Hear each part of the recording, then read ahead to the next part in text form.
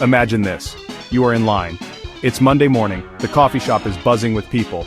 Everyone wants their caffeine fix, fast. You are waiting, maybe scrolling on your phone. You glance up. Ahead of you someone is taking a long time, a very long time. They are asking many questions about the oat milk, about the single origin roast, about the pastry ingredients. What is your first thought? Your very first quick thought? Perhaps you think, oh, this person is so high maintenance. Or maybe, they must be new here and a bit lost. Or even, why are they making this so complicated? You don't know them. You have only seen a tiny slice of their morning, a few seconds of interaction, yet your mind has already started to paint a picture. It has made a quick sketch, a judgment almost instant. This is something our brains do, all the time. This tiny moment in a busy coffee shop is a window.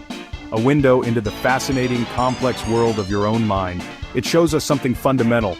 Our brains are wired to make sense of the world, quickly. This is where our journey begins. What happened in that coffee shop line, that flash judgment, that quick story you told yourself? It wasn't just a random thought, it was your brain at work, doing what it does best, trying to be efficient. Our brains are incredibly powerful. They process so much information every single second, too much to handle consciously, so they develop shortcuts. Clever little tricks to help us navigate the world faster.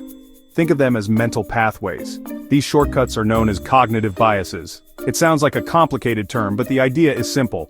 Biases are patterns of thinking, systematic ways our brains filter and interpret information. They are not necessarily bad. In many situations they help us make quick decisions. Decisions that can keep us safe, or help us understand a situation rapidly. Imagine if you had to analyze every single piece of data before making any choice. You would be frozen. But here is the catch. These shortcuts, these biases are not always accurate. They are like well-worn paths in a forest, easy to follow. But they might not always lead to the best destination. Sometimes they lead us astray. They can cause us to misjudge people. Understanding these tricks is the first step. Let's go back to that coffee shop. You made a quick judgment, then your brain started looking for proof. Proof that your judgment was correct. This is a very common mental shortcut. It is called confirmation bias. It's a powerful one. It shapes so much of what we see and what we believe. It means we tend to seek out and pay attention to information that confirms our existing beliefs, our preconceived notions. Think about the news you read, the social media feeds you scroll through, the people you choose to listen to. Do they often agree with you? Do they reinforce what you already think is true? This is confirmation bias at play. It feels good to be right. It feels comfortable. Our brains like that feeling. So they create a sort of echo chamber, a space where our own ideas are reflected back to us, over and over again. The tricky part is what gets left out. Information that challenges our beliefs, perspectives that offer a different view, evidence that suggests we might be mistaken.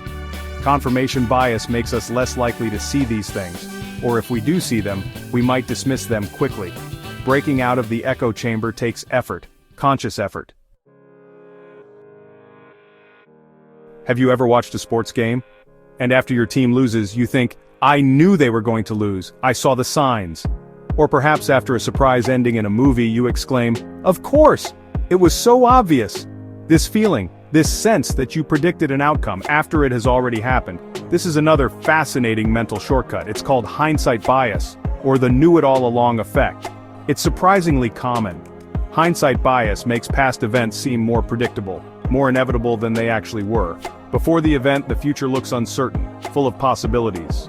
But once the event unfolds, our brain quickly reorganizes the information. It makes the outcome seem like the only logical one.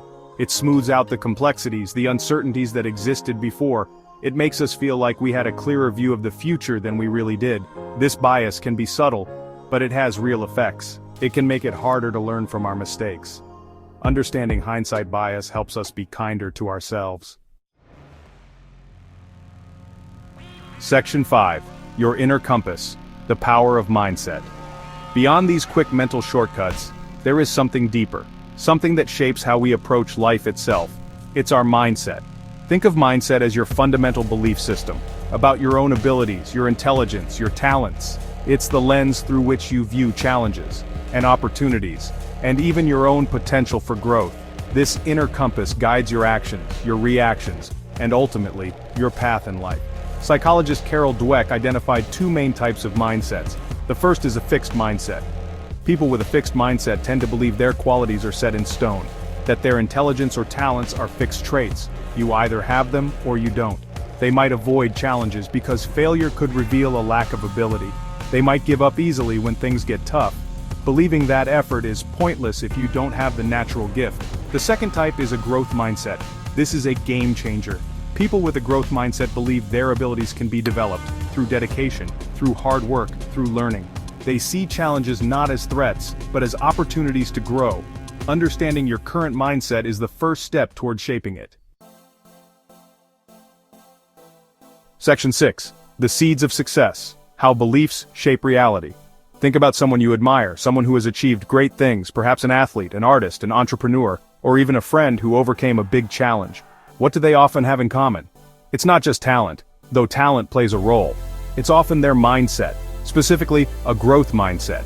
This belief that they can improve, that effort matters, that setbacks are temporary. This belief is like a seed. A growth mindset fuels perseverance. When you believe you can get smarter or more skilled, you are more likely to put in the effort. You are more willing to try new strategies when the old ones don't work. You see feedback not as criticism but as valuable information. Information that can help you get better. This creates a positive cycle. Effort leads to improvement. Improvement boosts confidence, and confidence fuels more effort. It's a powerful upward spiral. Consider the world of learning. A student with a fixed mindset might say, "I'm just not good at math," and they might give up. A student with a growth mindset might say, "Math is challenging for me right now, but I can get better if I practice." They will seek help. They will try different approaches. Section 7. Catching the invisible, spotting biases in your day. So we know these mental shortcuts, these biases exist. We know our mindset plays a huge role, but how do we actually see them in action, in our own lives? They are often like invisible puppeteers, pulling our strings without us fully realizing it. Spotting them requires a conscious effort. It requires us to slow down, to pay attention to our own thoughts, our own gut feelings, our instant reactions. One key moment to watch for is when you feel very certain, very quickly, especially about other people, or about complex situations. That strong, immediate conviction, it might be a bias at work. Ask yourself, what am I basing this on? Is it a full picture or just a small slice? Am I looking for information that confirms my idea, or am I open to other possibilities? That simple pause, that moment of questioning, it can be incredibly revealing. Another good time to check for biases is when you experience a strong emotion, anger, frustration. Section 8. Sharpening your focus. Practical steps to clearer thinking. Recognizing biases and understanding mindset is just the start. The next step is actively working to think more clearly, to cultivate that growth mindset.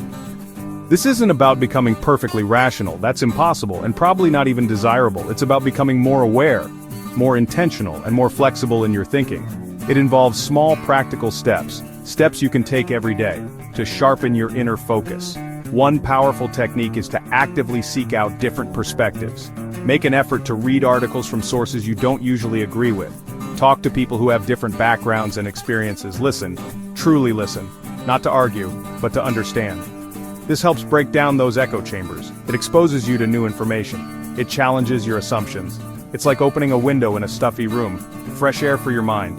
Another crucial step is to embrace mistakes. This is central to a growth mindset. See errors not as failures but as data, as learning opportunities.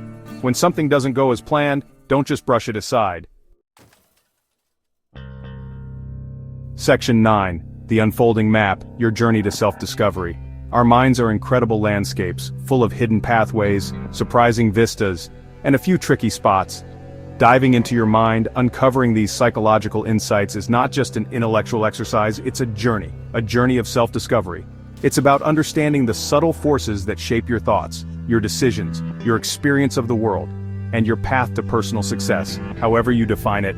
Think of this knowledge as a map that is constantly unfolding. As you learn more about cognitive biases, you can navigate tricky situations with more skill. You can make choices that are more aligned with your true goals. As you cultivate a growth mindset, you unlock new levels of potential. You become more resilient, more curious, more capable of achieving things you once thought were beyond your reach. This map empowers you. This journey of self-awareness is ongoing. There is no final destination, no point at which you say, "I've figured it all out."